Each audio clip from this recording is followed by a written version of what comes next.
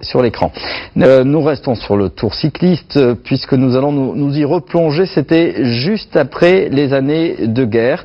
La grande boucle en ce temps-là avait une reine, la reine de l'accordéon, Yvette Horner. Et bien cette année, la fameuse fourgonnette d'Yvette Horner sera dans la caravane, au moins dans les étapes du sud.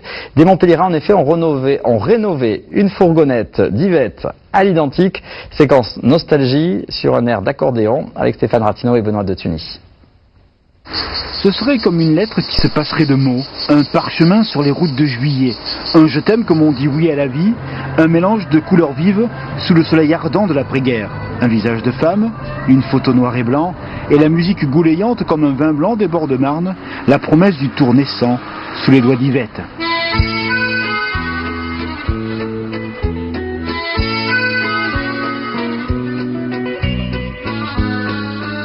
C'était la convivialité, c'était l'accordéon du peuple, c'était le piano du peuple, c'était la joie, c'était une certaine convivialité. C'était l'époque où le peloton sentait le camphre et non le soufre. Voilà. C'est le Tour de France sans Yvette, c'est pas le Tour de France. Ça rappelle des bons souvenirs. C'est-à-dire Quand j'étais petit, j'étais tout gamin, je voyais passer le camion.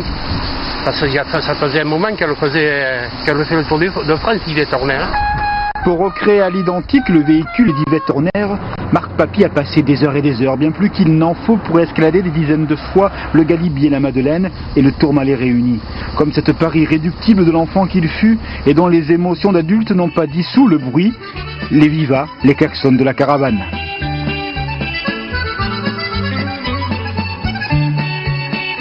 C'est ma Madeleine de Proust là, j'ai des odeurs, j'ai plein de trucs qui me reviennent quoi. C'est le premier Tour de France que je voyais mon père, c'est fantastique quoi. On peut pas savoir, quand on est là, on respire les odeurs, c'est la nostalgie quoi, mais une bonne nostalgie, c'est la caravane publicitaire, ces klaxons, ces gosses qui crient, les gens qui disent attention, attention, ils arrivent.